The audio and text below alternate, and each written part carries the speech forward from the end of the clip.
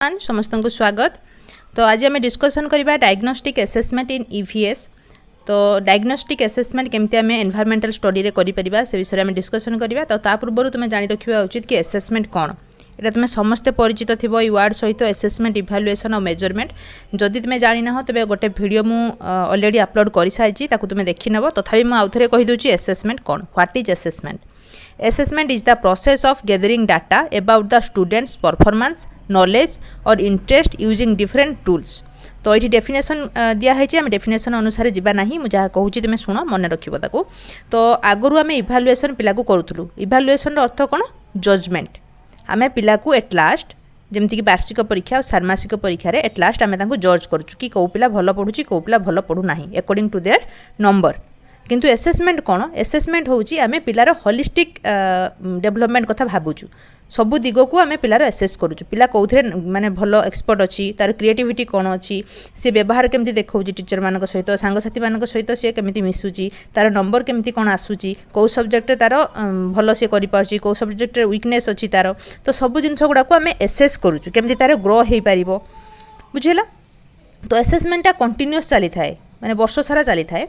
आउ इभालुएसन कौन करूँ आम ना माने 6 मासिया परीक्षा पर आउ वार्षिक परीक्षा पर आम इभालुएसन करें। माने 6 मासिया परीक्षाटा और वार्षिक परीक्षाटा को आम इभालुएट माने इभालुएसन बोली कही था। किंतु एसेसमेंटा कौन हुए, आम क्लासरूम रे आम पिला को एसेस करि परिबा, क्लासरूम बाहर करि परिबा, ऑब्जर्वेशन माध्यम रे आम करि परिबा, सर्वे मेथड माध्यम रे करि परिबा। विभिन्न प्रकार मेथड रही से आम पिला को एसेस करबा। आउ जेतेबेले इच्छा सेतेबेले आम करि परिबा। एटा कंटिन्यू चली थाए, प्रत्येक दिन हो पार, मासकु थरे हो पार, सप्ताह को थरे हो पार, वर्ष को थरे हो पार, बुझेगा।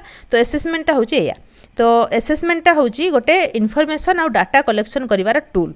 पिला विषय में आम किसी इनफॉरमेशन पाइबा, किसी डाटा पाइबा, जहाँफल कि आम पिला को भल भाव जापर कौटी तार स्ट्रेंथ वीकनेस रही है, से अनुसार आम साहाय्य करवा। आउ एसेसमेंट आमको साहाय्य करें आमर माने टीचर रो केमिति मेथड टीचर बदलेबे।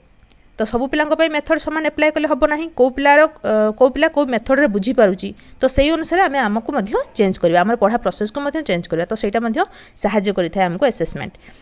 तो तापर देख डायग्नोस्टिक एसेसमेंट कौन, तुम्हें जानिच समस्ते एसेसमेंट 4 प्रकार रही, फॉर्मेटिव, समेटिव, डायग्नोस्टिक, प्लेसमेंट, तुम समस्ते जानिच।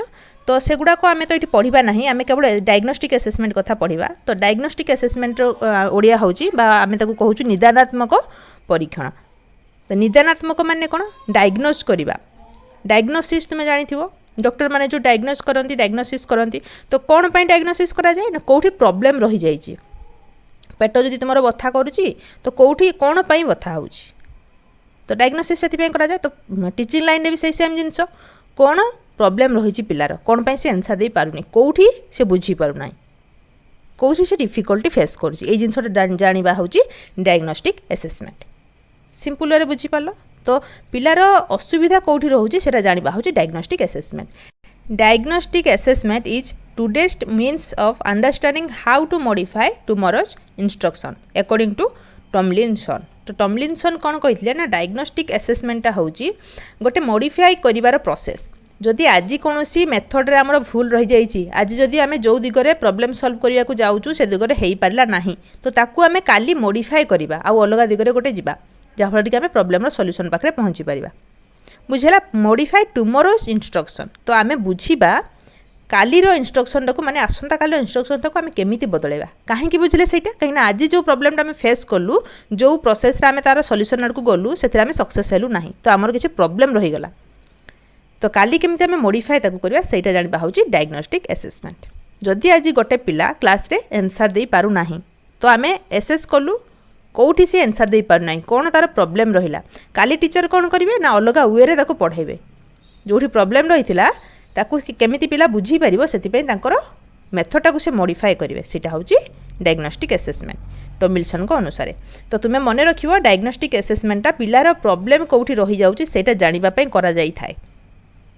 Diagnostic assessment is the process of using multiple measures and reports to identify students' strength and need in specific skill area so that teachers can provide instruction to address learning needs। से कथा कहा जाइए पिलांकर कौटी problem रही जाउची, पिलांकर कौ टारे weakness अच्छी, कौथिरे पिलांकर strength अच्छी माने कोड़ा पिला माने भलो करूचंती कौथिरे तांकर प्रॉब्लम रहउची सेटा आइडेंटिफाई करबा होची डायग्नोस्टिक असेसमेंट रो काम जहा फल कि टीचर जानि परिबे पिलांकर कौठी प्रॉब्लम रहउची कौठी कोड़ा तांकर माने स्ट्रांग पॉइंट सेही अनुसार से तांकर मेथड प्रयोग करिवे मेथड को चेंज करिवे आ पिला मानकु जोटा प्रॉब्लम होची सेटा को से बुझापी चेष्टा करेंगे जो थे पे स्ट्रंग अच्छे से आउ टे केमी से भल करेंगे से टीचर ध्यान देवे। तो पर्पज ऑफ डायग्नोस्टिक असेसमेंट कौन तो यहाँ मुझे रेपिडली कहीदे कहीं assessment evaluation measurement formative assessment एगुड़ा ऑलरेडी क्लास सरी डायग्नोस्टिक असेसमेंट सब कह सरी तुम मैंने भल भाव में जानी तो से कहीदे ओभरअल सब कहूँ एमती नुहे कि छाड़ी दूसरी सबुड़ा कहूँ कि रेपिडली कहूँ भावुँ बुझीपारी जदि भी डाउट रोचे मत तुम्हें जनइब। तो पर्पज ऑफ डायग्नोस्टिक असेसमेंट बा निदानात्मक परीक्षण पर्पज कौन उद्देश्य कौन diagnostic assessment are intended to help teachers identify what students know and can do in different domain to support their students learning. तो पिला माने कौन शिखिचंती कौन जानिचंती कौटी पिलांकर प्रॉब्लम रहुची कौन पई से माने बुझी पारले नाही मोर पढ़ारे किसी प्रॉब्लम रही गला कि मु मेथड आउ अलगा यूज करिवि कि ए सब जिंस गुड़ाक जानी है थाए डायग्नोस्टिक असेसमेंट द्वारा। धर आमे गोटे पिला को पढ़ाऊँ ईवीएस धर सामाजिक पाठ विषय आम पिला पढ़ेलु परिवार विषय पढ़ाऊँ बा एनवायरमेंटल पॉल्यूशन विषय पढ़ाऊँ पढ़े सारा पर आम किसी क्वेश्चन देलु से क्लासरूम भितर आम किसी क्वेश्चन देलु तो आम देखिलु गोटे गोटे पिला भल भाव में करदेले आउ किछि पिला वायु प्रदूषण प्रतिकार लेखिपारे ना बा कारण लेखिपारे ना तो आम कौन से फिल कलु जे पिला आइतार बुझीपारी ना मो पाठ पढ़ा को नले पिलार कहीं प्रोब्लेम है पिला मन रखिपारे कि आउ कौन तार प्रोब्लेम हो तो ताठू आम जाना सेटा किंतु आम आइडेंटिफाई कलु जे पिलार एई जगह प्रोब्लेम हेइची तो मु ताको आउ थरे वायु प्रदूषण कारण प्रतिकार को अलग वे बुझेदेवी किसी एग्जांपल देकी किसी अलग प्रोसेस रे मुझे बुझेबी तो मुझे डायग्नोस कली कि कौटी तार प्रोब्लेमटा रहिला तो से अनुसार मु मोर मेथड को बदलाई देली जहाँफल कि पिला आउ टिके इजिली मन रखिपारा तो यहाँ बोथ टीचर को भी साहाय्य करे और स्टूडेंट मानक भी साहाय्य करें बुझीगला। तो पर्पज यहाँ रही नेक्स्ट देखा स्टेप्स ऑफ डायग्नोस्टिक असेसमेंट कौन स्टेप रही आमर 5टा स्टेप रही। प्रथम स्टेप रे आमे कौन करवा डिफाइन योर गोल प्रथमे गोल गोटे सेट करवा तापरे सबु जिनस प्रथम आगे आगे गोटे गोल सेट करवा। तो डायग्नोस्टिक असेसमेंट आमे जो करूचु धर आमे वायु प्रदूषण पिला पढ़ाई देलु आमर गोल कौन रहिबो पिला माने वायु प्रदूषण कारण कहि परिबे प्रतिकार कहि परिबे एतिकी बाट पर्यंत पिला माने पहुँची परिबे सेटा हमर लक्ष्य रहिबा उचित आमे गोटे गोल सेट कर देलु। सेकंड स्टेप कौन रहिबो identify impact on course design आमे जो कोर्स डिजाइन कलु तार इंपैक्टा पिला मान को ऊपर केमती कौन पड़ी माने पिला माने केमती कौन आउटपुट दौरान केते कौन बुझीचंती तो सेटा को आम प्रथम आइडेंटिफाई करवा धर आम कहीदे कारण पिला माने लेखिपारे प्रतिकार पिला माने लेखिपारे आम जो डिजाइनटा को कलु ऑब्जेक्टिव क्वेश्चन देदेलु सब्जेक्टिव क्वेश्चन देदेलु तो तार केमती कौन इंपैक्ट पड़ो पिला माने डायरेक्ट बुझी पारुचंती कि नाही कि कन्फ्यूज होचंती सेटा को आम पूरा क्लियर करवा। तो कोर्स डिजाइन को आम भल भाव में करवा से क्वेश्चन आम ठीक भाव में दबा।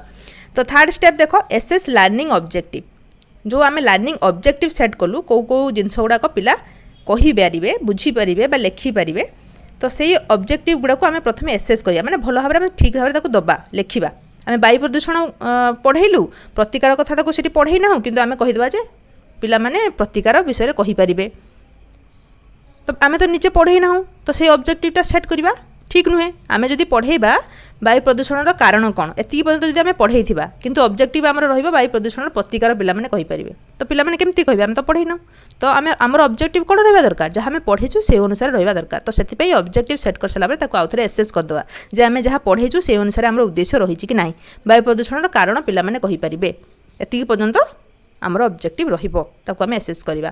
तो स्टेप 4 कौन करवा डिटरमाइन क्वेश्चन फॉर्मेट जो क्वेश्चन आम फॉर्मेट तैयारी करूँ आम आउ थे देखी ना क्वेश्चन को भल भाव तैयारी करा जमती कि क्लीयरली पिला माने बुझी पारुथिबे। तो लास्टली आम डायग्नोस्टिक टेस्ट कर सारापर पिला मानको गोटे किसी मेसेज दबा से सब्जेक्ट ओरिएंटेड होइथिबो से टॉपिक ओरिएंटेड होइथिबो। तो इम्पोर्टेंस ऑफ डायग्नोस्टिक टेस्ट रो कौन इम्पोर्टेंस रही है मोर आर बोधे दरकार पड़ोनी तुम समस्त जानिच जदि निदानात्मक परीक्षण आम न करवा जदि डॉक्टर डायग्नोसिस न करेंगे तो प्रॉब्लमटा केमती जानवे केमती से मेडिसिन देवे दे पारे ना तो एक्जाक्ट जिन टीचिंग भी जदि आम पिलांकर प्रॉब्लम कौटी होउची आम न जानी परिबा तेबे आम केमती डेभलपमेंट करें आमर जो मेथड केमती चेंजेस आनी परिबा तांको केमती आम ठीक रास्तार नहीं पारिबा नहीं पारिबा नहीं तो मझे मझे डायग्नोस्टिक टेस्ट निहाती भाव में जरूरी कहीं पिलार प्रॉब्लम कौटी होची स्ट्रेंथ कौन रही आम कल्चर करवा निहाती भाव में जरूरी जो जिनस पिला बहुत भल करें पढ़े चलता तो अधिक किसी लाभ हम ना जो थे से डल अच्छे से डल होकर रही जो थे भल होती आग को बढ़ी कि लाभ किसी हम ना तो आम जब जापर यहाँ तार स्ट्रंग पॉइंट तो से अनुसार आम टिके मॉडिफाई करके पढ़ेबा आ जदि वीक पॉइंट अच्छे आम अधिक मात्रा पढ़ेबा तो यहाँ इंपोर्टान्स निहाती भाव में गोटे इंपोर्टाट जिनस डायग्नोस्टिक टेस्टा तो पूर्वर जो पिला पाखे नॉलेज रही सी केते कौन यूज करी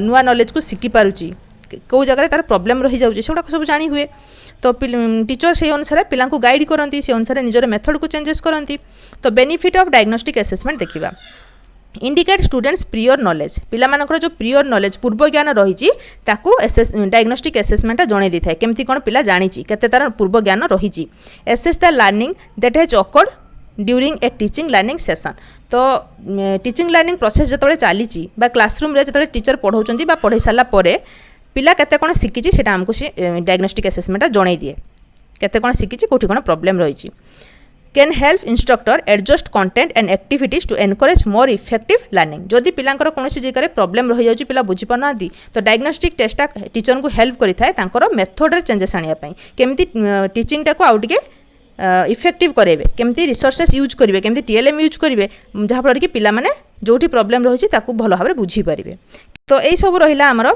बेनिफिट रहा ये सब जिनस इंपोर्टान्स रही डायग्नोस्टिक टेस्ट जदि डायग्नोस्टिक टेस्ट आम न करूँ तो आम जापर ना पिलार कौन असुविधा रही है गोटे सर्ट टॉपिकटे तो भल भाव में बुझ जदि किसी डाउट रही तेज कमेंट सेक्शन में जनइब थैंक यू।